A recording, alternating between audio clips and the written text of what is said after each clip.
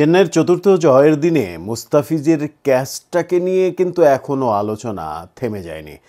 মুস্তাফিজ বাম হাতে চলন্ত অবস্থায় বাউন্ডারি লাইনে যেভাবে ক্যাচ নিলেন এবং সেই ক্যাচ নিয়ে ব্যালেন্স রাখতে না পেরে বাউন্ডারির বাইরে গেলেন, ততক্ষণে বলটা হাওয়ায় ভাসিয়ে দিয়ে বাউন্ডারির বাইরে থেকে আবার ফিরে এসে ক্যাচটা পুরোপুরি নিয়ে পাথিরানাকে যে জয়োল্লাস দিলেন, সেই স্মৃতি কিন্তু এখনও রাত পোহায়ে 24 ঘন্টা পার হতে চলেছে। তারপরেও সেই স্মৃতি আমাদের চোখের সামনে কিন্তু একেবারে জ্বলজ্বল করছে।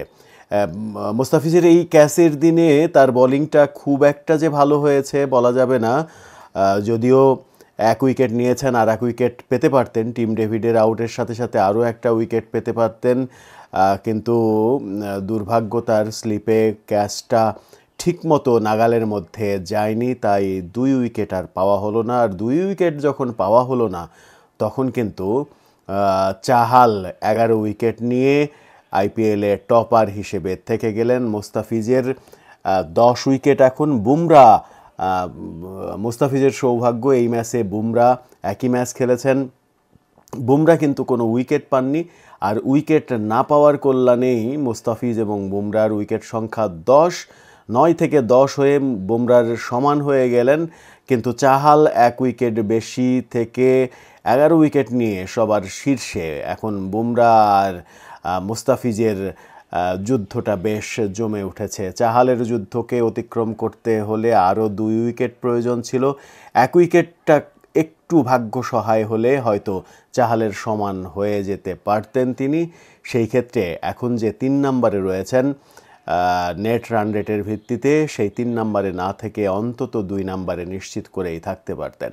যাই হোক, মুস্তাফিজময় একটা ম্যাচ হতে হতেও হয়নি। 55 রান দিয়েছেন 4 ওভারে, খরচে বোলিং, কিন্তু তার ওই ক্যাচ বলে দিয়েছে কতটা টিম ম্যান তিনি। পাথিরানার ওভারে পাথিরানা 4 উইকেট নেয়ার বিস্ময়কর পারফরমেন্স করেছেন। পাথিরানার বলে তাও আবার সূর্যা কুমার যাদবের যে ক্যাচ, 0 রানে সূর্যাকে আউট করে দেয়া, দুজন মিলে, 2 বিদেশি চেন্নাইয়ের জন্য। সব মিলিয়ে মুস্তাফিজময় একটা ম্যাচ হতে হতেও আমরা মিস করলাম, কিন্তু মুস্তাফিজের দলের জয় দেখেছি। মহেন্দ্র সিং ধোনির কথা না বললেই নয়। মহেন্দ্র সিং ধোনি যে 4টি বল খেলেছেন, 4 বলে 20 রান, 3টা 6, 1টা 2, ওই 20 রানেই কিন্তু দল জিতেছে। খেলা দেখতে দেখতেই ভাবছিলাম যে কেন ড্যারিল মিচেলকে আগে নামানো হলো, কেন মহেন্দ্র সিং ধোনি আগে নামলেন না। যদি ধোনি আরেকটু আগে নামতেন তাহলে দলের রান নিশ্চিত করেই 230-এর কোটা পার হয়ে যেতে পারত। সেই ক্ষেত্রে চেন্নাইয়ের জয়টা আরও বেশি বড় হতে পারত। কিন্তু ধোনি শুধুমাত্র শেষ 4 বল খেলতে এসে আক্ষেপই বাড়িয়েছেন।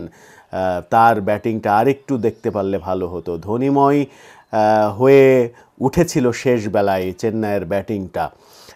আইপিএল চলছে, আইপিএলের হিসাব নিকাশও চলছে। মুস্তাফিজ কি অবস্থায় থাকছেন, মুস্তাফিজকে নিয়ে কতটা আলোচনা হবে, সেই আলোচনা বাংলাদেশের দর্শকদের জন্য সবথেকে গুরুত্বপূর্ণ হয়ে উঠছে। মুস্তাফিজ আর 3টা ম্যাচ খেলেই দেশে ফিরে আসবেন কিনা, সেই আলোচনা এখনও চলছে। এখন পর্যন্ত এনওসির যে ব্যাপারটা, সেটার মেয়াদ বাড়ানো হয়নি। 30 এপ্রিল পর্যন্ত তার এনওসি রয়েছে। 28 এপ্রিলের শেষ ম্যাচ লখনৌর সঙ্গে, সেই ম্যাচটার পরে তার আর ম্যাচ খেলার কথা নয় যদি এনওসি না বাড়ে। তবে আমাদের জানা তথ্য মতে মুস্তাফিজের এনওসি বাড়ছে এবং মুস্তাফিজ আইপিএলের প্রায় শেষ পর্যন্তই খেলবেন বলে আশা করা যাচ্ছে।